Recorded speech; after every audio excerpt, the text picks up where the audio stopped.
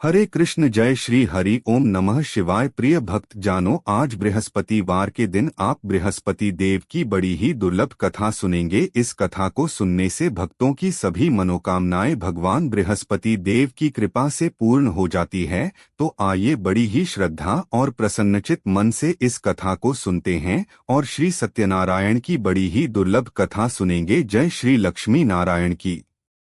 बृहस्पतिवार व्रत कथा। भारतवर्ष में एक प्रतापी और दानी राजा राज्य करता था। वह नित्य गरीबों और ब्राह्मणों की सहायता करता था। यह बात उसकी रानी को अच्छी नहीं लगती थी। वह न ही गरीबों को दान देती, न ही भगवान का पूजन करती थी और राजा को भी दान देने से मना किया करती थी। एक दिन राजा शिकार खेलने वन को गए हुए थे तो रानी महल में अकेली थी। उसी समय बृहस्पति देव साधु वेश में राजा के महल में भिक्षा के लिए गए और भिक्षा मांगी। रानी ने भिक्षा देने से इनकार किया और कहा, हे साधु महाराज, मैं तो दान पुण्य से तंग आ गई हूँ। मेरा पति सारा धन लुटाते रहते हैं। मेरी इच्छा है कि हमारा धन नष्ट हो जाए, फिर न रहेगा बांस न बजेगी बांसुरी। साधु ने कहा, देवी तुम तो बड़ी विचित्र हो। धन संतान तो सभी चाहते हैं। पुत्र और लक्ष्मी तो पापी के घर भी होने चाहिए। यदि तुम्हारे पास अधिक धन है तो भूखों को भोजन दो, प्यासों के लिए प्याऊ बनवाओ, मुसाफिरों के लिए धर्मशालाएं खुलवाओ। जो निर्धन अपनी कुंवारी कन्याओं का विवाह नहीं कर सकते उनका विवाह करा दो। ऐसे और कई काम हैं जिनके करने से तुम्हारा यश लोक परलोक में फैलेगा। परंतु रानी पर उपदेश का कोई प्रभाव न पड़ा। वह बोली, महाराज आप मुझे कुछ न समझाएं। मैं ऐसा धन नहीं चाहती जो हर जगह बांटती फिरूं। साधु ने उत्तर दिया, यदि तुम्हारी ऐसी इच्छा है तो तथास्तु। तुम ऐसा करना कि बृहस्पतिवार को घर लीपकर पीली मिट्टी से अपना सिर धोकर स्नान करना, भट्टी चढ़ाकर कपड़े धोना। ऐसा करने से आपका सारा धन नष्ट हो जाएगा। इतना कहकर वह साधु महाराज वहां से आलोप हो गए। साधु के अनुसार कही बातों को पूरा करते हुए रानी को केवल 3 बृहस्पतिवार ही बीते थे कि उसकी समस्त धन संपत्ति नष्ट हो गई। भोजन के लिए राजा का परिवार तरसने लगा। तब एक दिन राजा ने रानी से बोला कि हे रानी, तुम यहीं रहो, मैं दूसरे देश को जाता हूँ, क्योंकि यहाँ पर सभी लोग मुझे जानते हैं। इसलिए मैं कोई छोटा कार्य नहीं कर सकता। ऐसा कहकर राजा परदेश चला गया। वहां वह जंगल से लकड़ी काटकर लाता और शहर में बेचता। इस तरह वह अपना जीवन व्यतीत करने लगा। इधर राजा के परदेश जाते ही रानी और दासी दुहखी रहने लगी। एक बार जब रानी और दासी को 7 दिन तक बिना भोजन के रहना पड़ा तो रानी ने अपनी दासी से कहा, हे दासी, पास ही के नगर में मेरी बहन रहती है। वह बड़ी धनवान है। तू उसके पास जा और कुछ ले आ ताकि थोड़ी बहुत गुजर बसर हो जाए। दासी रानी की बहन के पास गई। उस दिन गुरुवार था और रानी की बहन उस समय बृहस्पतिवार व्रत की कथा सुन रही थी। दासी ने रानी की बहन को अपनी रानी का संदेश दिया, लेकिन रानी की बड़ी बहन ने कोई उत्तर नहीं दिया। जब दासी को रानी की बहन से कोई उत्तर नहीं मिला तो वह बहुत दुखी हुई और उसे क्रोध भी आया। दासी ने वापस आकर रानी को सारी बात बता दी। सुनकर रानी ने अपने भाग्य को कोसा। उधर रानी की बहन ने सोचा कि मेरी बहन की दासी आई थी, परंतु मैं उससे नहीं बोली, इससे वह बहुत दुखी हुई होगी। कथा सुनकर और पूजन समाप्त करके वह अपनी बहन के घर आई और कहने लगी, हे बहन, मैं बृहस्पतिवार का व्रत कर रही थी। तुम्हारी दासी मेरे घर आई थी, परंतु जब तक कथा होती है तब तक न तो उठते हैं और न ही बोलते हैं, इसलिए मैं नहीं बोली। कहो दासी क्यों गई थी? रानी बोली, बहन तुमसे क्या छिपाऊं, हमारे घर में खाने तक को अनाज नहीं था। ऐसा कहते कहते रानी की आंखें भर आई। उसने दासी समेत पिछले 7 दिनों से भूखे रहने तक की बात अपनी बहन को विस्तार पूर्वक सुना दी। रानी की बहन बोली, देखो बहन, भगवान बृहस्पति देव सबकी मनोकामना को पूर्ण करते हैं। देखो, शायद तुम्हारे घर में अनाज रखा हो। पहले तो रानी को विश्वास नहीं हुआ, पर बहन के आग्रह करने पर उसने अपनी दासी को अंदर भेजा तो उसे सचमुच अनाज से भरा एक घड़ा मिल गया। यह देखकर दासी को बड़ी हैरानी हुई। दासी रानी से कहने लगी, हे रानी, जब हमको भोजन नहीं मिलता तो हम व्रत ही तो करते हैं, इसलिए क्यों न इनसे व्रत और कथा की विधि पूछ ली जाए ताकि हम भी व्रत कर सकें। तब रानी ने अपनी बहन से बृहस्पतिवार व्रत के बारे में पूछा। उसकी बहन ने बताया, बृहस्पतिवार के व्रत में चने की दाल और मुनक्का से विष्णु भगवान का केले की जड़ में पूजन करें तथा दीपक जलाएं, व्रत कथा सुने और पीला भोजन ही करें। इससे बृहस्पति देव प्रसन्न होते हैं। व्रत और पूजन विधि बताकर रानी की बहन अपने घर को लौट गई। 7 दिन के बाद जब गुरुवार आया तो रानी और दासी ने व्रत रखा। घुड़साल में जाकर चना और गुड़ लेकर आईं। फिर उससे केले की जड़ तथा विष्णु भगवान का पूजन किया। अब पीला भोजन कहाँ से आए, इस बात को लेकर दोनों बहुत दुखी थे।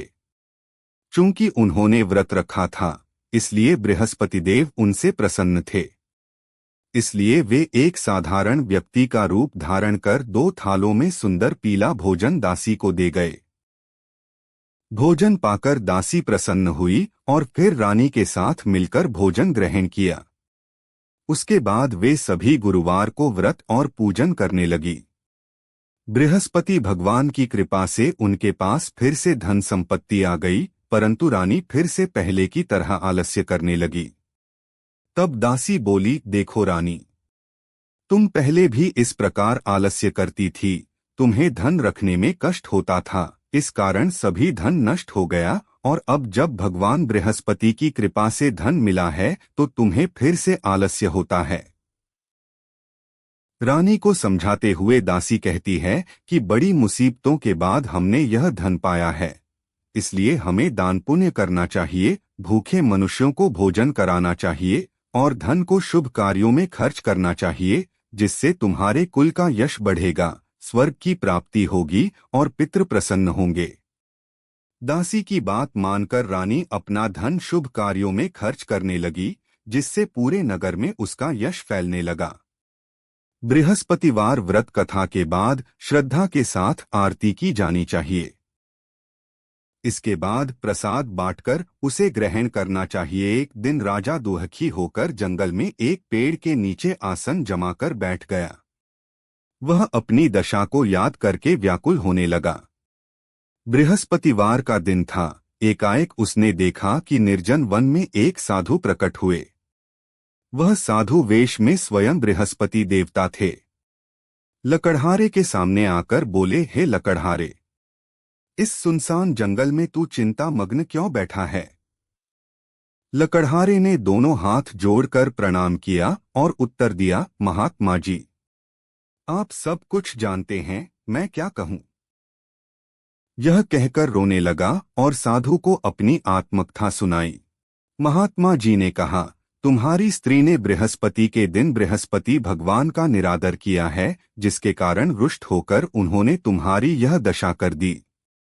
अब तुम चिंता को दूर करके मेरे कहने पर चलो तो तुम्हारे सब कष्ट दूर हो जाएंगे और भगवान पहले से भी अधिक संपत्ति देंगे। तुम बृहस्पति के दिन कथा किया करो। 2 पैसे के चने मुनक्का लाकर उसका प्रसाद बनाओ और शुद्ध जल से लोटे में शक्कर मिलाकर अमृत तैयार करो। कथा के पश्चात अपने सारे परिवार और सुनने वाले प्रेमियों में अमृत व प्रसाद बांटकर आप भी ग्रहण करो। ऐसा करने से भगवान तुम्हारी सब मनोकामनाएं पूरी करेंगे। साधु के ऐसे वचन सुनकर लकड़हारा बोला, हे प्रभु, मुझे लकड़ी बेचकर इतना पैसा नहीं मिलता जिससे भोजन के उपरांत कुछ बचा सकूं। मैंने रात्रि में अपनी स्त्री को व्याकुल देखा है। मेरे पास कुछ भी नहीं जिससे मैं उसकी खबर मंगा सकूं। साधु ने कहा, हे लकड़हारे, तुम किसी बात की चिंता मत करो। बृहस्पति के दिन तुम रोजाना की तरह लकड़ियां लेकर शहर को जाओ। तुमको रोज से दुगुना धन प्राप्त होगा, जिससे तुम भली भांति भोजन कर लोगे तथा बृहस्पति देव की पूजा का सामान भी आ जाएगा। इतना कहकर साधु अंतर्ध्यान हो गए। धीरे धीरे समय व्यतीत होने पर फिर वही बृहस्पतिवार का दिन आया। लकड़हारा जंगल से लकड़ी काटकर किसी शहर में बेचने गया। उसे उस दिन और दिन से अधिक पैसा मिला। राजा ने चना गुड़ आदि लाकर गुरुवार का व्रत किया। उस दिन से उसके सभी क्लेश दूर हुए, परंतु जब दोबारा गुरुवार का दिन आया तो बृहस्पतिवार का व्रत करना भूल गया। इस कारण बृहस्पति भगवान नाराज हो गए। उस दिन उस नगर के राजा ने विशाल यज्ञ का आयोजन किया तथा शहर में यह घोषणा करा दी कि कोई भी मनुष्य अपने घर में भोजन न बनावे न आग जलावे, समस्त जनता मेरे यहाँ भोजन करने आवे। इस आज्ञा को जो न मानेगा उसे फांसी की सजा दी जाएगी। इस तरह की घोषणा संपूर्ण नगर में करवा दी गई। राजा की आज्ञानुसार शहर के सभी लोग भोजन करने गए, लेकिन लकड़हारा कुछ देर से पहुंचा, इसलिए राजा उसको अपने साथ घर लिवा ले गए और ले जाकर भोजन करा रहे थे तो रानी की दृष्टि उस खूंटी पर पड़ी जिस पर उसका हार लटका हुआ था। वह वहां पर दिखाई नहीं दिया। रानी ने निश्चय किया कि मेरा हार इस मनुष्य ने चुरा लिया है। उसी समय सिपाहियों को बुलाकर उसको कारागार में डलवा दिया।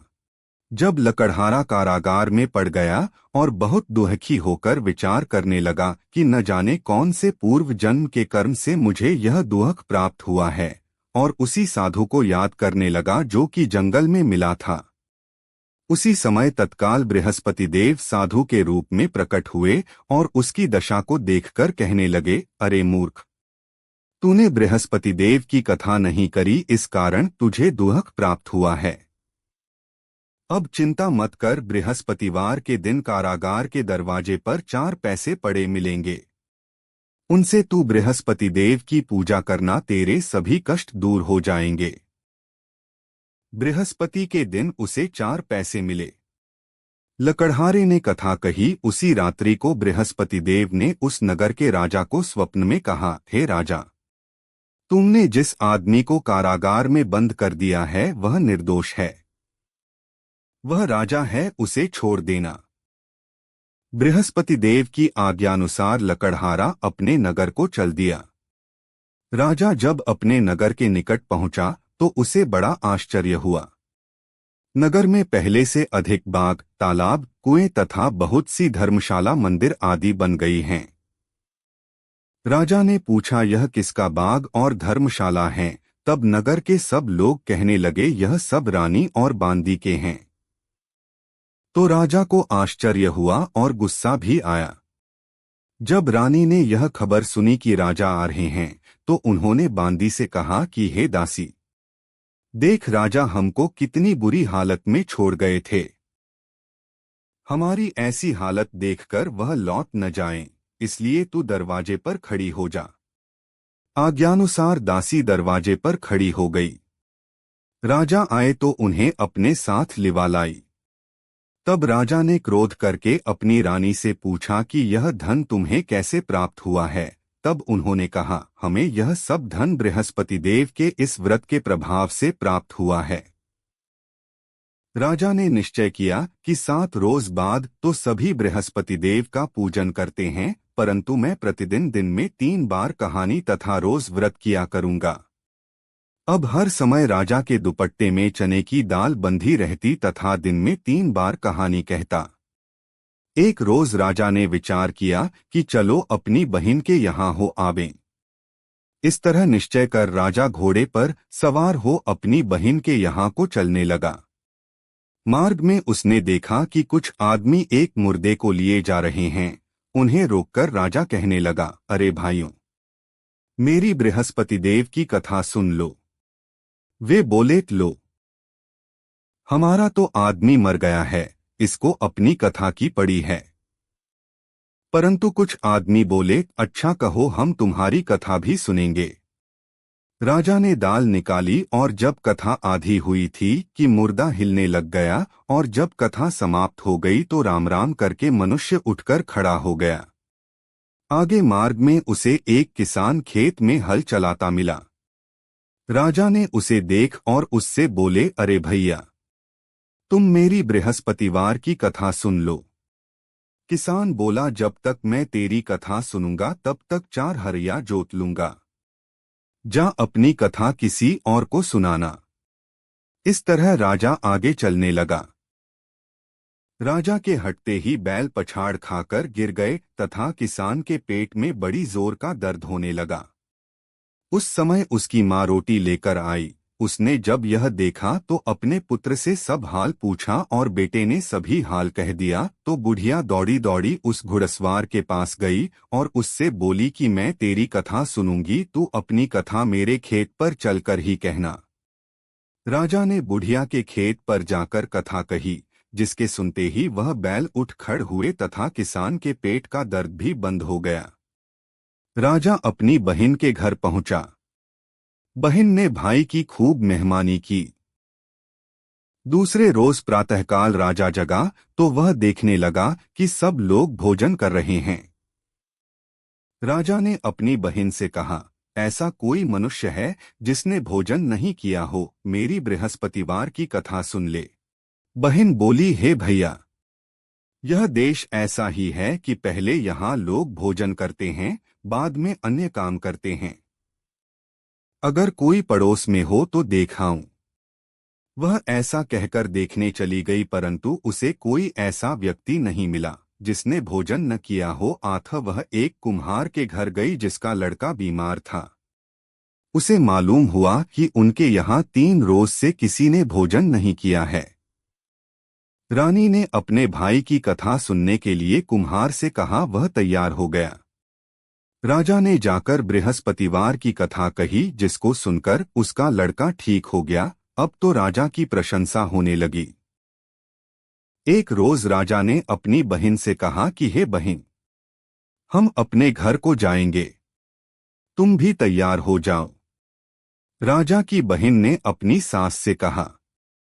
सास ने कहा, हाँ चली जा, परंतु अपने लड़कों को मत ले जाना क्योंकि तेरे भाई के कोई औलाद नहीं है। बहन ने अपने भैया से कहा, हे भैया, मैं तो चलूंगी पर कोई बालक नहीं जाएगा। राजा बोला, जब कोई बालक नहीं चलेगा तब तुम ही क्या करोगी। बड़े दुखी मन से राजा अपने नगर को लौट आया। राजा ने अपनी रानी से कहा, हम निर्वंशी हैं, हमारा मुंह देखने का धर्म नहीं है और कुछ भोजन आदि नहीं किया। रानी बोली, हे प्रभु, बृहस्पति देव ने हमें सब कुछ दिया है, वह हमें औलाद अवश्य देंगे। उसी रात को बृहस्पति देव ने राजा से स्वप्न में कहा, हे राजा उठ, सभी सोच त्याग दे, तेरी रानी गर्भ से है। राजा की यह बात सुनकर बड़ी खुशी हुई। 9वें महीने में उसके गर्भ से एक सुंदर पुत्र पैदा हुआ। तब राजा बोला, हे रानी, स्त्री बिना भोजन के रह सकती है पर बिना कहे नहीं रह सकती। जब मेरी बहन आवे तुम उससे कुछ कहना मत। रानी ने सुनकर हाँ कर दिया। जब राजा की बहन ने यह शुभ समाचार सुना तो वह बहुत खुश हुई तथा बधाई लेकर अपने भाई के यहाँ आई। तभी रानी ने कहा, घोड़ा चढ़कर तो नहीं आई, गधा चढ़ी आई। राजा की बहन बोली, भाभी, मैं इस प्रकार न कहती तो तुम्हें औलाद कैसे मिलती। बृहस्पति देव ऐसे ही हैं, जैसी जिसके मन में कामनाएं हैं सभी को पूर्ण करते हैं। जो सद्भावना पूर्वक बृहस्पतिवार का व्रत करता है एवं कथा पढ़ता है अथवा सुनता है, दूसरों को सुनाता है, बृहस्पति देव उसकी सभी मनोकामना पूर्ण करते हैं।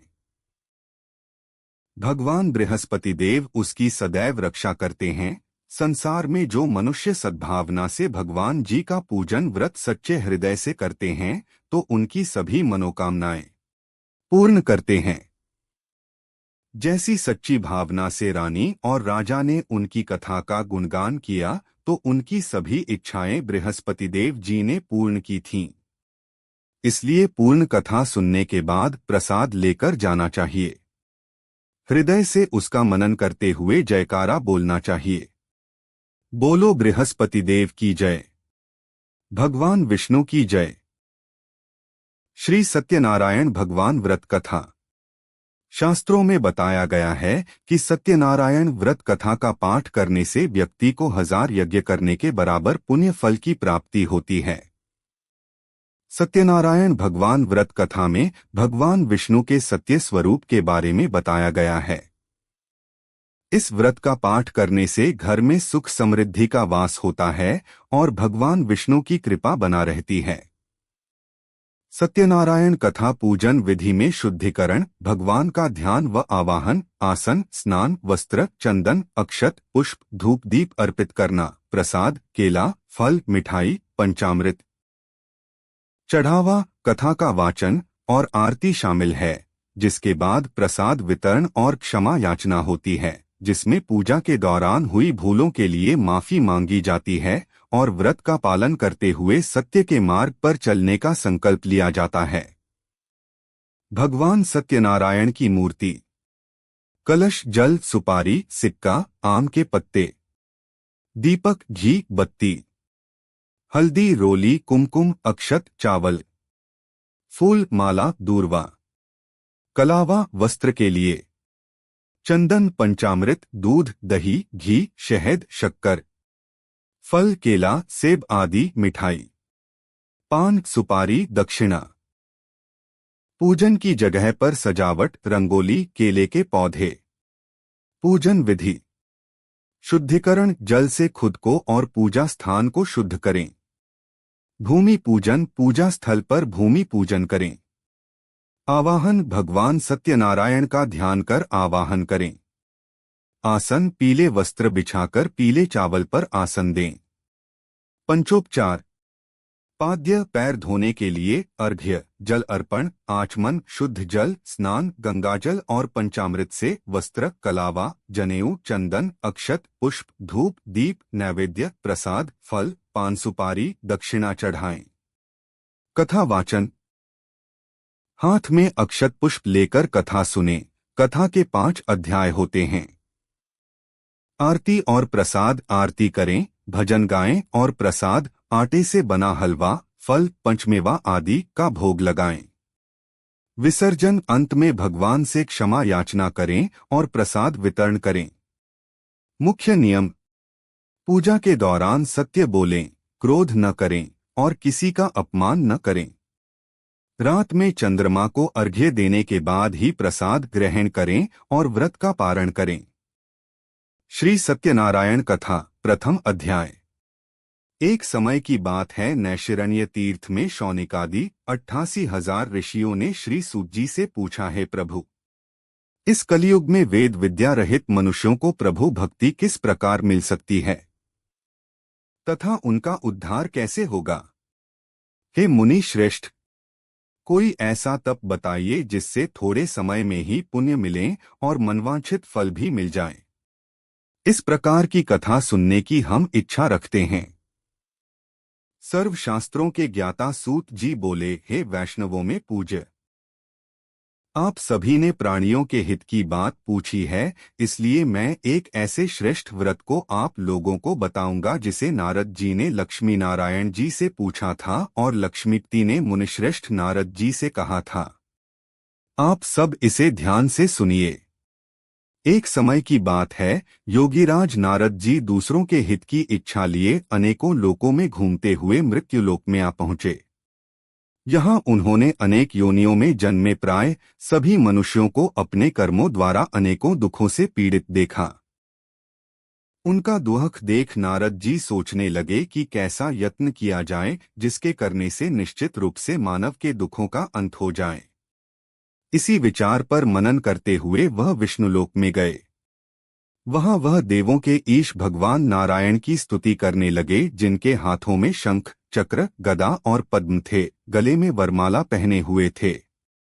स्तुति करते हुए नारद जी बोले, हे भगवान, आप अत्यंत शक्ति से संपन्न हैं, मन तथा वाणी भी आपको नहीं पा सकती हैं। आपका आदि, मध्य तथा अंत नहीं है। निर्गुण स्वरूप सृष्टि के कारण भक्तों के दुहक को दूर करने वाले आपको मेरा नमस्कार है। नारद जी की स्तुति सुन विष्णु भगवान बोले, हे मुनिश्रेष्ठ, आपके मन में क्या बात है? आप किस काम के लिए पधारे हैं?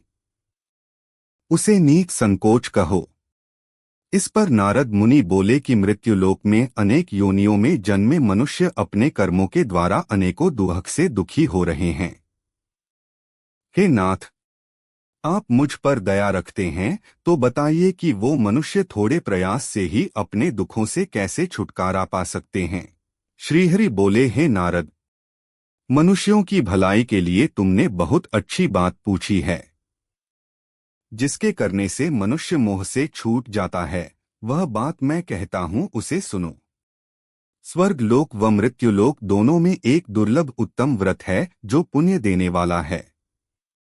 आज प्रेमवश होकर मैं उसे तुमसे कहता हूँ।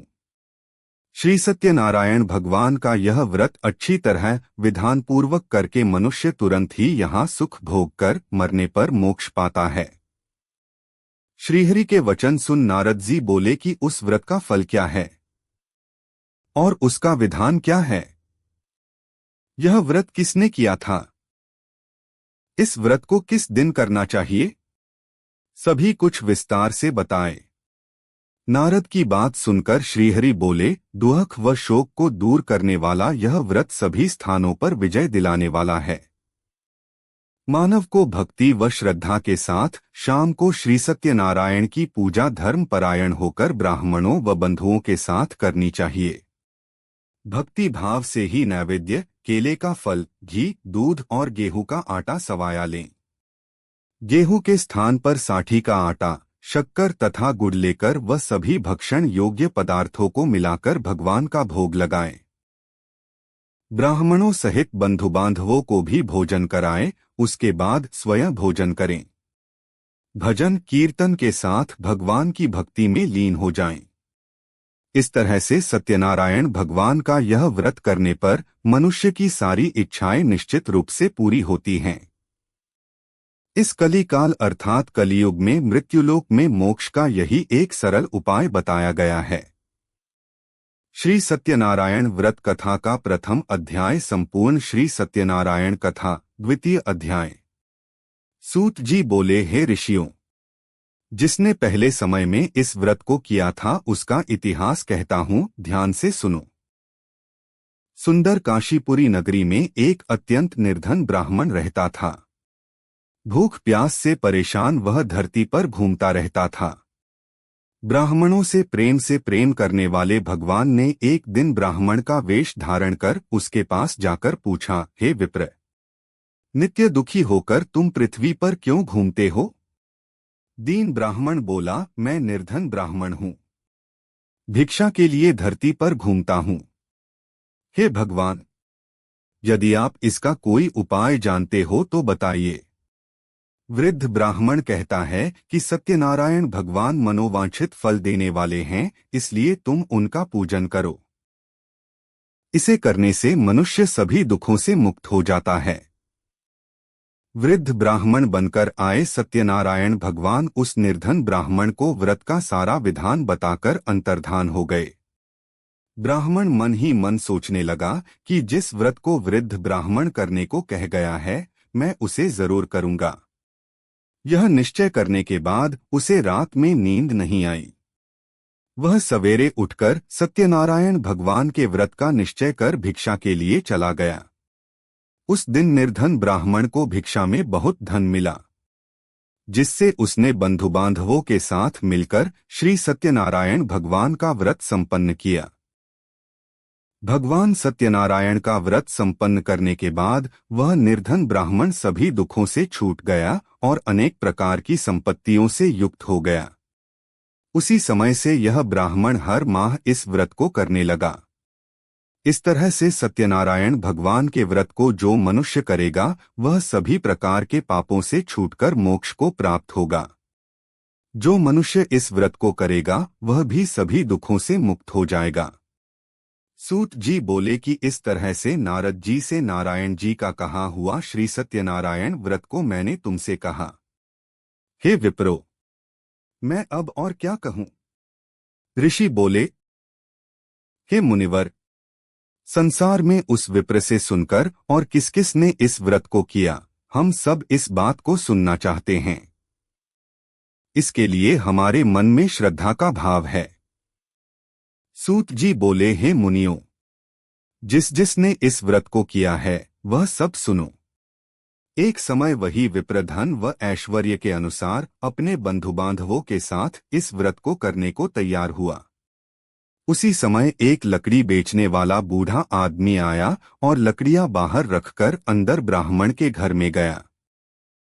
प्यास से दुखी वह लकड़हारा उनको व्रत करते देख विप्र को नमस्कार कर पूछने लगा कि आप यह क्या कर रहे हैं तथा इसे करने से क्या फल मिलेगा, कृपया मुझे भी बताएं। ब्राह्मण ने कहा कि सब मनोकामनाओं को पूरा करने वाला यह सत्यनारायण भगवान का व्रत है।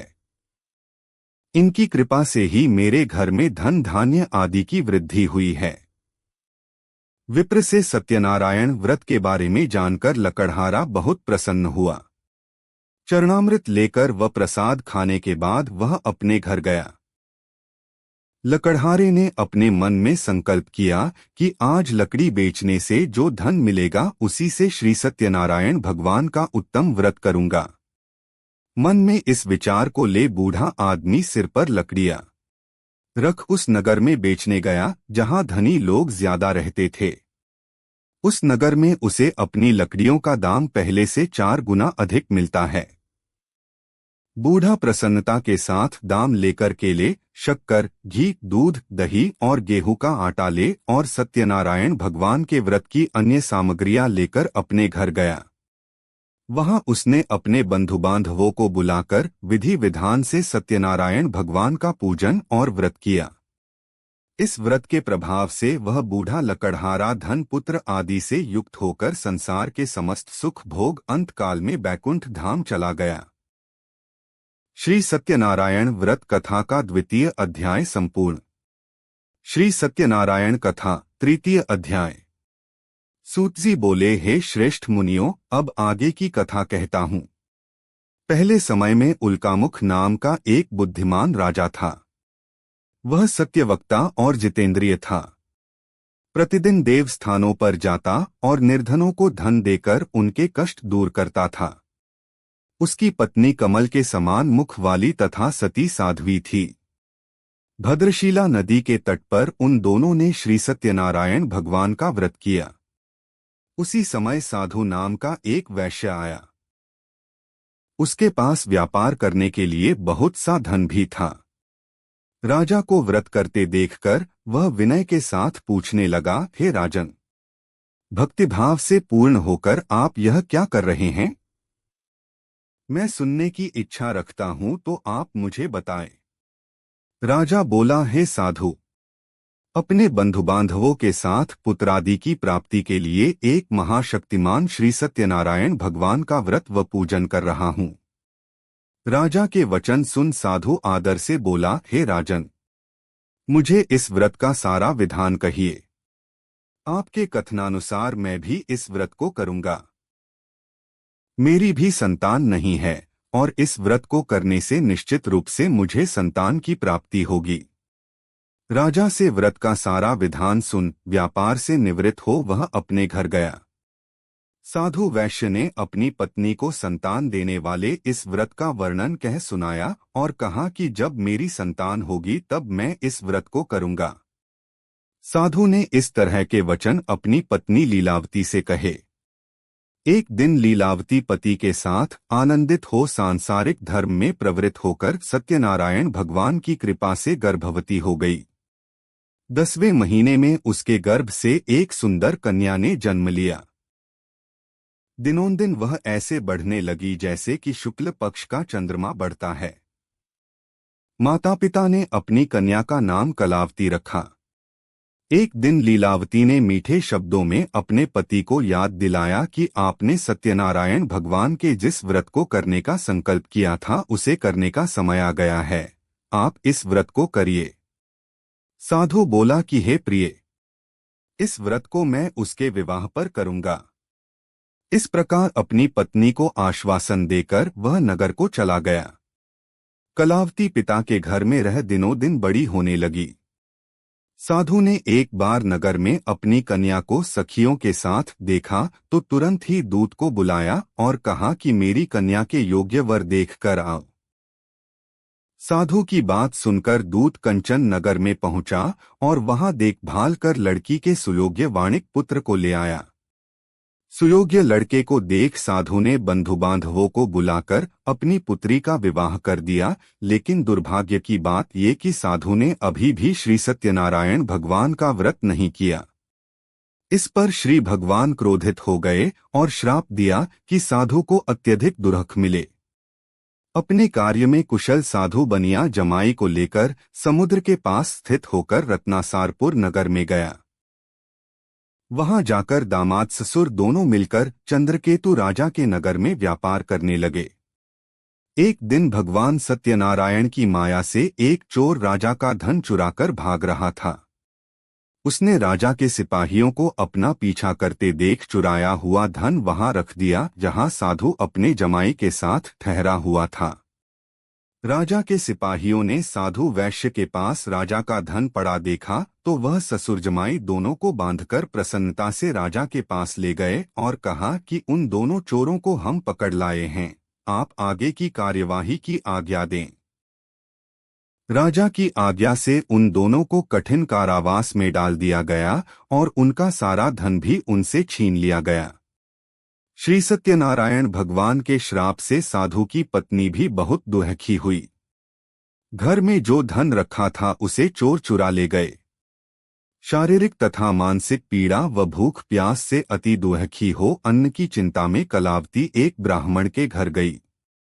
वहां उसने श्री सत्यनारायण भगवान का व्रत होते देखा, फिर कथा भी सुनी। वह प्रसाद ग्रहण कर रात को घर वापस आई।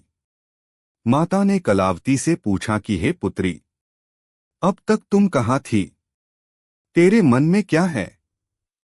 कलावती ने अपनी माता से कहा, हे माता, मैंने एक ब्राह्मण के घर में श्री सत्यनारायण भगवान का व्रत देखा है। कन्या के वचन सुन लीलावती भगवान के पूजन की तैयारी करने लगी। लीलावती ने परिवार व बंधुओं सहित सत्यनारायण भगवान का पूजन किया और उनसे वर मांगा कि मेरे पति तथा जमाई शीघ्र घर आ जाएं। साथ ही यह भी प्रार्थना की कि हम सबका अपराध क्षमा करें। श्री सत्यनारायण भगवान इस व्रत से संतुष्ट हो गए और राजा चंद्रकेतु को सपने में दर्शन देकर कहा, हे राजन, तुम उन दोनों वैश्यों को छोड़ दो और तुमने उनका जो धन लिया है उसे वापस कर दो। अगर तुमने ऐसा नहीं किया तो मैं तुम्हारा धन, राज्य व संतान सभी को नष्ट कर दूंगा। राजा को यह सब कहकर भगवान अंतर्धान हो गए। प्रातः काल सभा में राजा ने अपना सपना सुनाया, फिर बोले कि बणिक पुत्रों को कैद से मुक्त कर सभा में लाओ। दोनों ने आते ही राजा को प्रणाम किया। राजा मीठी वाणी में बोला, हे महानुभावों, भाग्यवश ऐसा कठिन दुख तुम्हें प्राप्त हुआ है, लेकिन अब तुम्हें कोई भय नहीं है। ऐसा कह राजा ने उन दोनों को नए वस्त्राभूषण भी पहनाए और जितना धन उनका लिया था उससे दुगुना धन वापस कर दिया।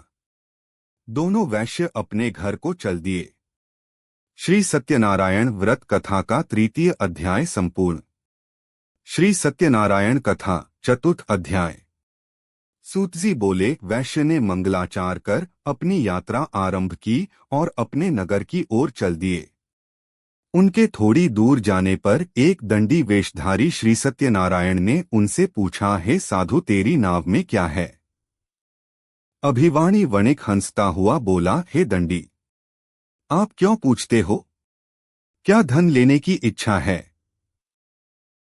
मेरी नाव में तो बेल व पत्ते भरे हुए हैं। वैश्य के कठोर वचन सुन भगवान बोले, तुम्हारा वचन सत्य हो। दंडी ऐसे वचन कह वहां से दूर चले गए। कुछ दूर जाकर समुद्र के किनारे बैठ गए। दंडी के जाने के बाद साधु वैश्य ने नित्य क्रिया के पश्चात नाव को ऊंची उठते देखकर अचंभा माना और नाव में बेलपत्ते आदि देख वह मूर्छित हो जमीन पर गिर पड़ा। मूर्छा खुलने पर वह अत्यंत शोक में डूब गया। तब उसका दामाद बोला कि आप शोक ना मनाएं, यह दंडी का शाप है, इसलिए हमें उनकी शरण में जाना चाहिए, तभी हमारी मनोकामना पूरी होगी।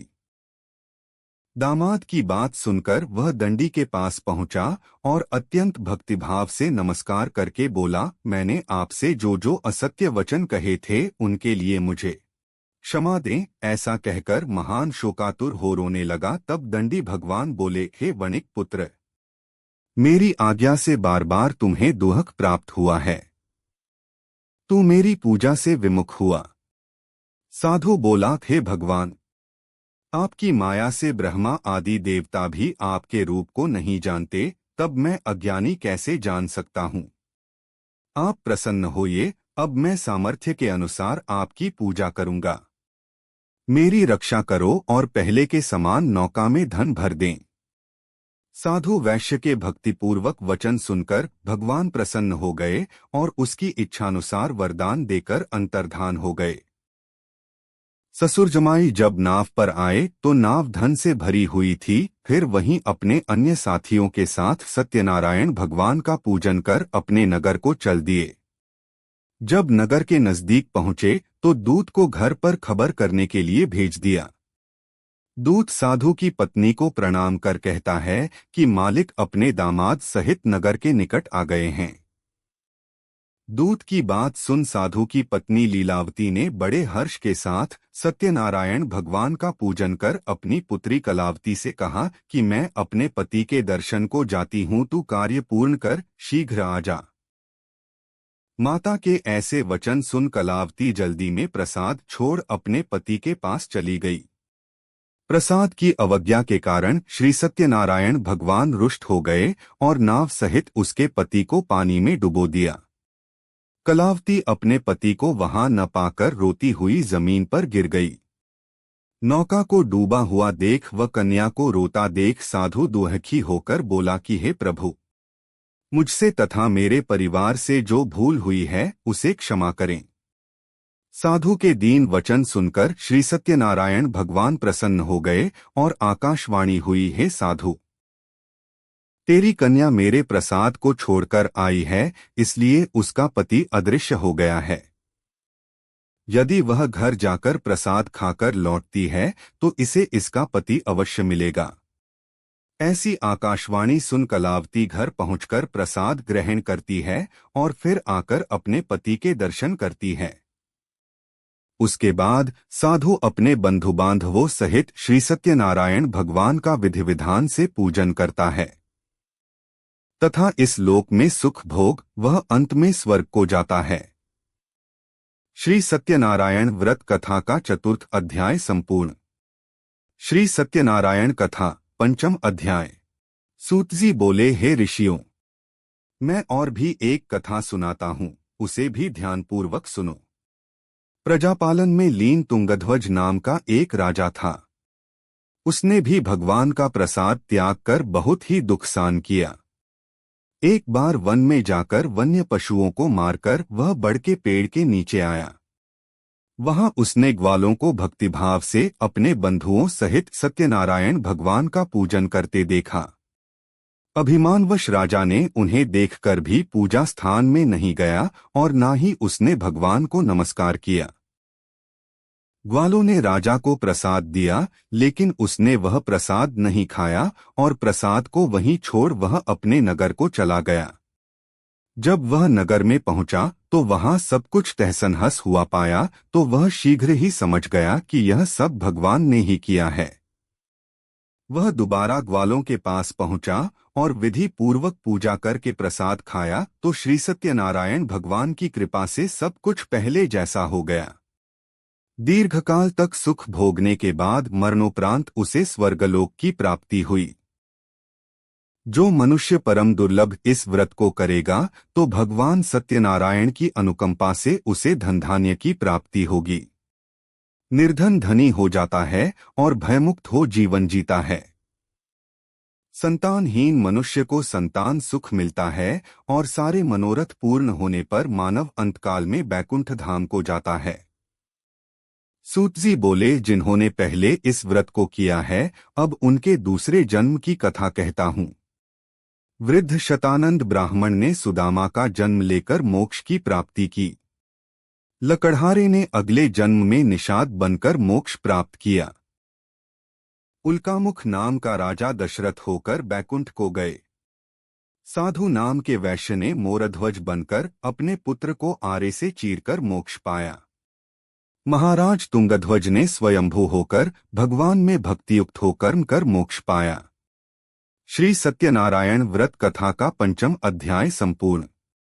श्रीमन नारायण नारायण नारायण, भज मन नारायण नारायण नारायण। श्री सत्यनारायण भगवान की जय। अगर आपको यह कथाएं पसंद है तो कृपया शेयर, लाइक या कमेंट जरूर करें।